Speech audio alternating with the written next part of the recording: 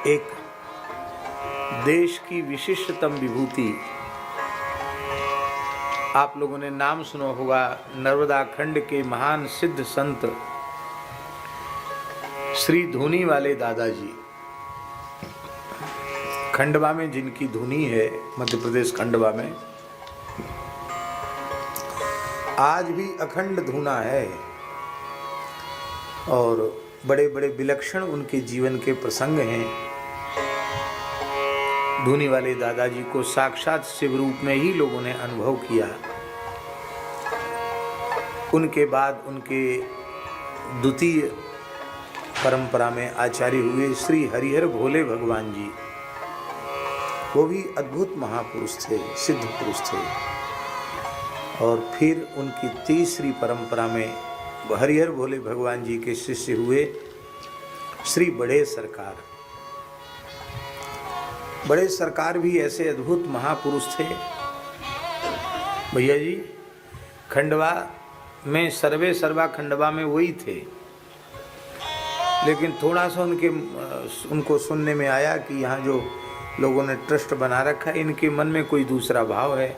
अरे बोले, अपने तो पूर्व पश्चिम उत्तर दक्षिण चारों दिशा जगीरी में, मन लागो मेरो यार फकीरी में।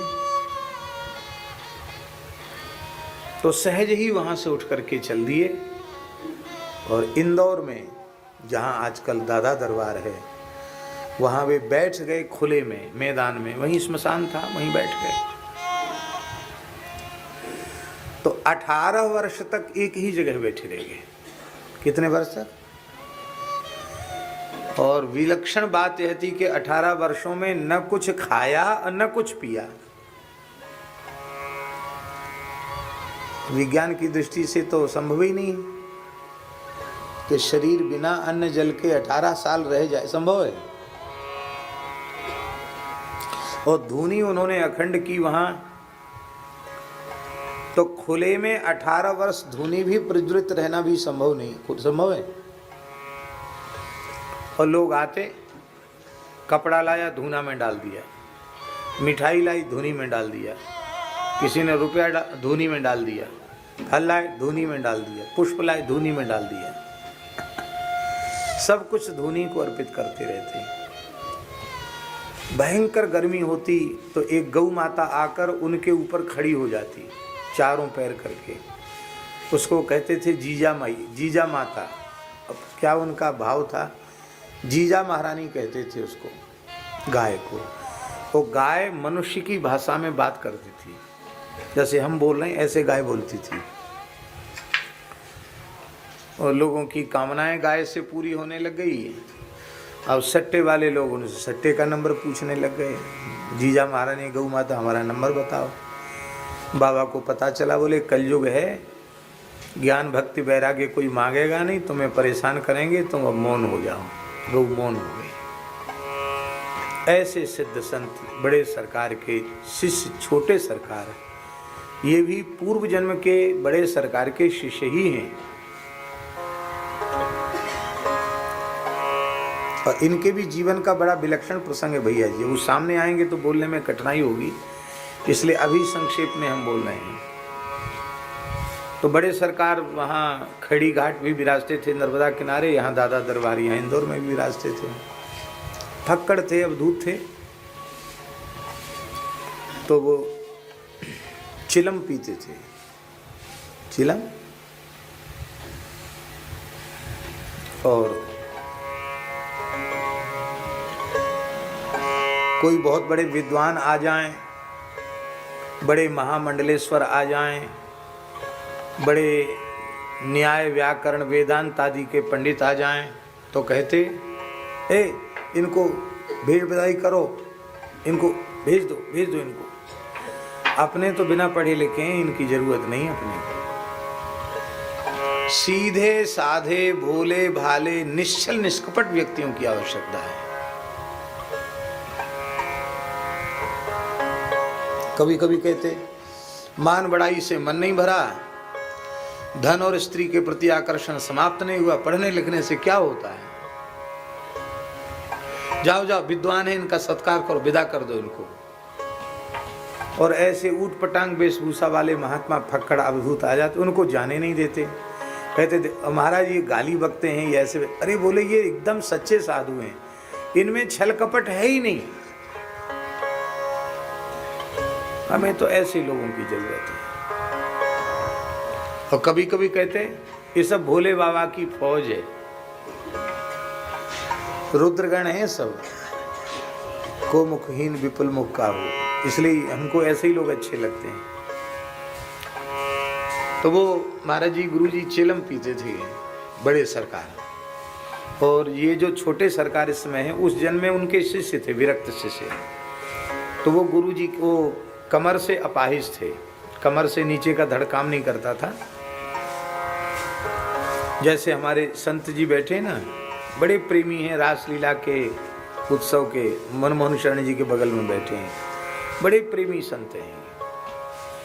तो लगभग स्वरूप भी ऐसा ही था उनका, और ऐसे नीचे से चल नहीं सकते थे अपने आप। तो वो ऐसे खिसक के गुरु जी के पास आते और चिलम तैयार करके ऐसा मुंह करके गुरु जी को देते चिलम, और फिर खिसक के उधर चले जाते। फिर गुरु जी कहते सुनाओ। तो श्री तुलसीदास जी, सूरदास जी, कबीरदास जी, मीराबाई, ये जो संतों की वाणियाँ हैं वो सुनाते, पद सुनाते। श्री गुरु नानक जी, चरणदास जी, मलुकदास जी, इनके पद सुनाते।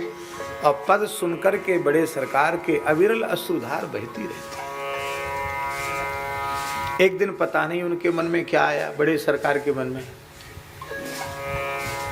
अपने शिष्य को उन्होंने कहा, जो अपाहिज थे उनको कहा, ए जा दिल्ली दरबार चला जा, तुझे दिल्ली दरबार सौंप दिया है, जा दिल्ली दरबार चला जा।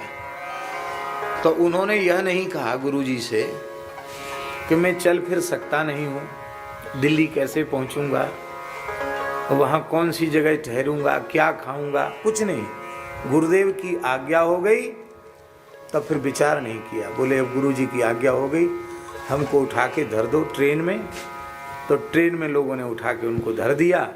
दिल्ली ट्रेन जा रही थी, दिल्ली पहुंच गए। अब सवारी तो उतर गई, अब वो उतर ही नहीं सकते थे, क्योंकि उनको चल फिर नहीं सकते थे, उनको उठा के धरना पड़ता था।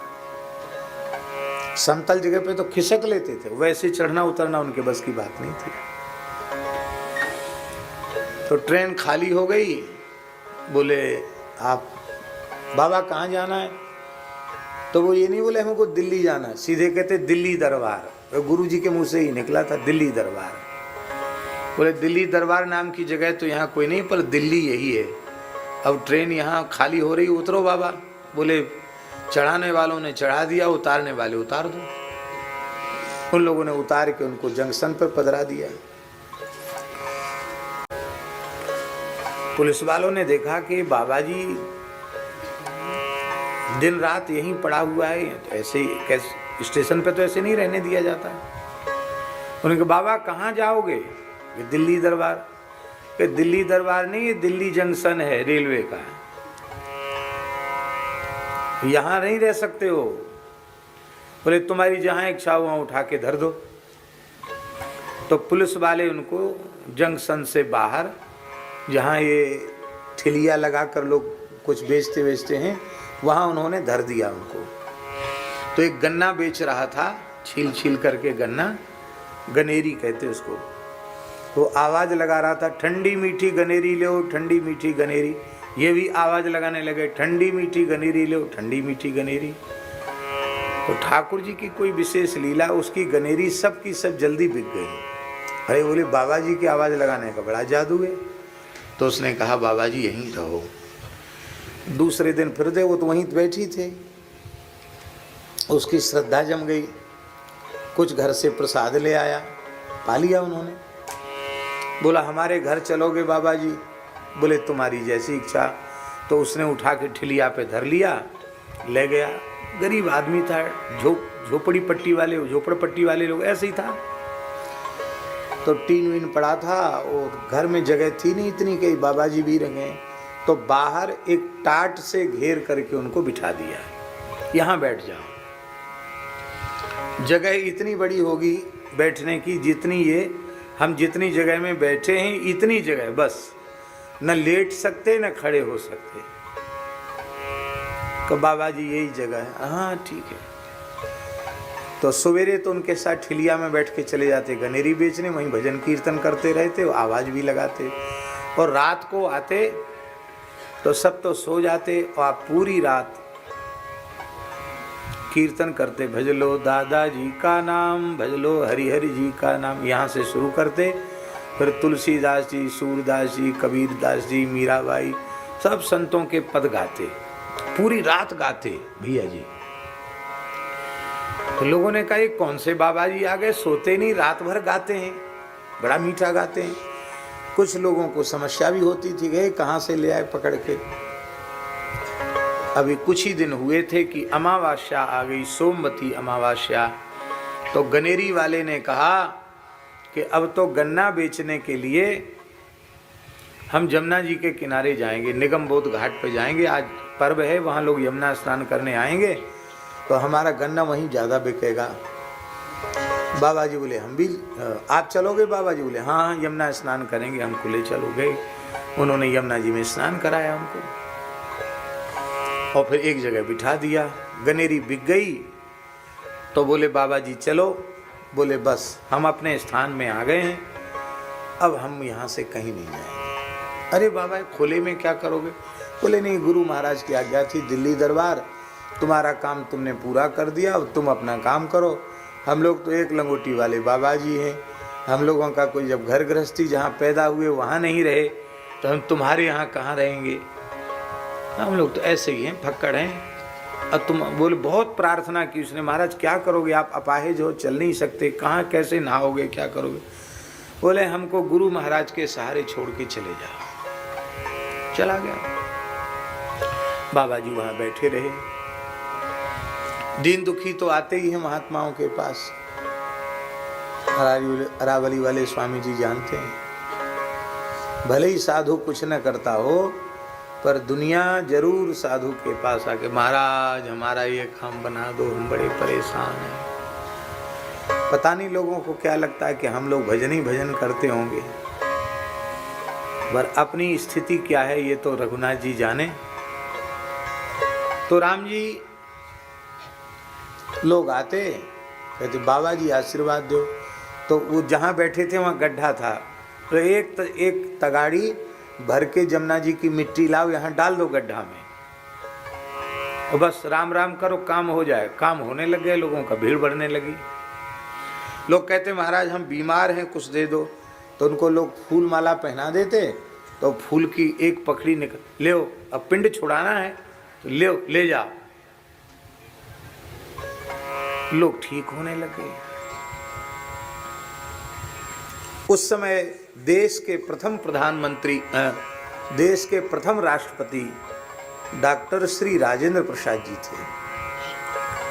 उनको अस्थमा की बीमारी थी, श्वास उखड़ता था उनको, और राष्ट्रपति पद पर थे तो उनकी चिकित्सा का तो कोई अभाव था नहीं, लेकिन वो पता नहीं कैसी व्याधि थी, वो ठीक ही नहीं हो पा रहे थे। उस समय उनके ऊपर प्रकोप अधिक था अस्थमा का। तो उनकी बहन, श्री राजेंद्र बाबू जी की बहन यमुना स्नान करने आई थी, वो भी चली गई। बोले हमारे भाई साहब बहुत बीमार हैं, कुछ आप दे दो। ये नहीं बताया कि वो राष्ट्रपति हैं, मैं राष्ट्रपति की बहन, ये कुछ नहीं परिचय दिया। हमारे भैया बीमार हैं, उनको दे दो। तो उनके माला कोई पहनाई थी और एक दो फूल बचे थे उस माला में, धागा ही धागा था। तो ऐसे गुलाब की पकड़ी उन्होंने निकाल के कहा दे देना, दादाजी ठीक करेंगे। वो लेके गई, बोले महाराज ले लो। तो श्री राजेंद्र बाबू जी ने अपनी बहन को थोड़ा झिड़क दिया, अरे कहाँ महात्माओं के पास चली जाती है, ले आती है, ये सब कुछ नहीं होता है, दवाई से नहीं हो रहा तो कैसे हो रहा, तो भोग तो भोगना पड़ेगा। अरे बोले भाई ये गुलाब की पत्ती कोई नुकसान थोड़ी करेगी, आप, मैं बहन हूँ आपकी, आपको बुरा चाहती हूँ, आप ले तो सही। हठपूर्वक खिला दिया उसने। खाते ही तत्काल अस्थमा समाप्त हो गया, स्वस्थ हो गए। उनको लगा बड़ा भारी आश्चर्य की बात है। बिल्कुल ठीक, जैसे थी नहीं बीमारी। उनको श्रद्धा जम गई, बोले भाई ये तो भाई चमत्कार हो गया। बोले उनको बहन जी को कहा कहाँ है बाबा जी, सब बात जानकारी की। बोले उनको राष्ट्रपति भवन में बुलाओ। बहन जी गई, बोले हमारा भैया ठीक हो गया, वो राष्ट्रपति है और राष्ट्रपति भवन में बुलाया है। बोले अपने किसी राष्ट्रपति के यहाँ नहीं जाते हैं, आपने राम तो यहाँ जमुना जी के किनारे पड़े हैं, गुरु महाराज के दरबार में पड़े हैं, जिसकी गर्ज हो यहीं आओ, हम कहीं नहीं जाते। मना कर दिया। बोले बाबा जी ने तो मना कर दिया, दो टूक शब्दों में मना कर दिया, बिना किसी लाग लपेट के। लेकिन उनकी श्रद्धा उत्पन्न हो चुकी थी, उन्होंने कहा हम जरूर आएंगे। राष्ट्रपति जी ने जब आने का निश्चय किया तो वो भूखंड भी उनके लिए, तो सरकारी भूमि थी और राष्ट्रपति ऐसी जगह कैसे जा सकता है, इसलिए वो भूखंड उनके नाम से हो गया, बाउंड्री हो गई, सब जगह समतल हो गई, राष्ट्रपति आ रहे हैं और दिल्ली दरबार स्थापित हो गया।